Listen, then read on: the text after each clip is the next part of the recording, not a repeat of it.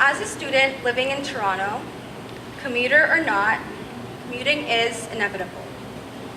A few times a month, you'll find yourself tapping your Presto card sitting on those blue and red seats. When you're on the train, the world around you is speeding by. How do we slow down time? How do we slow down life? How do we stop ourselves from becoming overwhelmed by the speeding world around us? The answer is to look inside and pay attention. I'd like to think everyone's experience on the TTC is different. Some like to read, some like to listen to music, some like to sit, some like to stand. Some give their seats to others, and some don't share the seats around them at all. I've done all of those things, sorry, but the one thing I find most rewarding is people watching. I love looking at people. Their faces, their expressions, their eyes especially. It's crazy how much you can see from looking at someone for just a few seconds. When you're on the TTC, it's just, there's so many people around you. And it's hard to think that all of these people live out their lives and you have no idea what's going through their head. Sometimes I like to look at people and I wonder, what they're fidgeting with. What do they have in that tattered brown army bag they're clutching onto so tight that it's making their knuckles white? Why do they choose that color for their nails? Who gave them that ring? I like wondering why they're here, where they're going, where they came from. I wonder if their hearts have been broken, if they have food and hugs waiting for them at home. I wonder how many times they've stayed up all night laughing or crying. And I've wondered, honestly, if they laugh or cry at all, because if any of you have been on the TTC, you know that most people look dead and broken and like literal zombies. So I always wonder what these people are thinking, what crushes their soul, what keeps them up at night, what lights up their eyes when they think about it. And the truth is, you're never going to know what these people are thinking. And I think it's interesting because even though you don't know what they're thinking, even the weirdest people, which you will find on the TTC, you see them within yourself and they resonate with you. Human beings are so different and yet they're so connected. We walk by hundreds of people every day and half the time we don't even notice that they're there. The town I live in now has a population of about 100,000 people. York University has 55,000 students. Toronto has 2.8 million people. Canada, 36 million.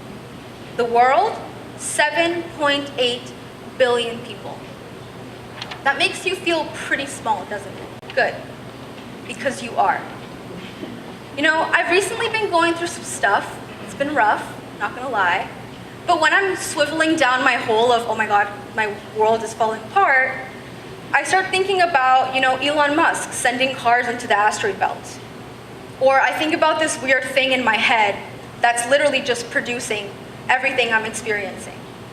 And then whatever I'm worried about, it just kind of blurs into everything else that existence has to offer. Now, nowhere here am I saying that you should just avoid your problems because there's so much more in the world, but because the thing is you have to come to terms with whatever you're dealing with and accept it. If you don't, you'll end up hurting yourself. What I'm trying to say is that your problems, although very real, are probably not as important as you think they are.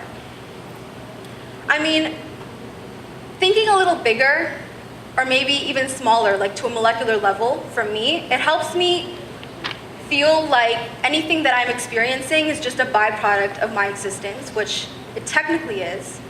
And it also helps me see that there is so much more, which there also technically is. I mean, just look around you next time you're on the TTC. I'm sure you will see at least 5 people who have felt heartbreak, love, grief, the pain in your abdomen from laughing too hard, or the pain in your chest when you hear those words that you've been dreading to hear your whole life. Because life, it's not fair. It's ironic and it's cruel and it's calculated. There's going to be moments where you're going to doubt God or whatever it is that you believe in. And there's going to be moments where you're going to have no doubt that there's something else out there. And then there's going to be moments that are just going to make you think, what the hell, you know? Like my friend said the other day, she said that she feels like her life is just an unfortunate series of events and that it should just be a movie or something. And I think that we all feel this way sometimes, because when something happens to you, it's not just one thing happens, no, everything happens. And it's just like, who decided that that was fair? But the unfortunate truth is that life and love and all that good stuff, it's defined by grief and loss and throbbing pain. It's defined by the moments that test us the most. It's defined by the high highs, and it's defined by the low lows. Those are the things that make us know that we're alive. To feel love and to feel pain, those are the things that, you know, those are the greatest gifts that we have, because they remind us that we're here and that we're not alone, and that there's so much more than what we think we know. So next time you feel like your world is just crashing down around you, you want to curl up in your bed and cry for the rest of eternity, and you're just so heartbroken and you feel so alone and just you don't see that light at the end of the tunnel, just try to think about Elon Musk sending cars into the asteroid belt. The vast, unending universe, our planet, our solar system, our star cluster being such a small, insignificant part of it. I mean, like Carl Sagan put it, look at that dot, that one with the red arrow. That is here, that's us, that is home.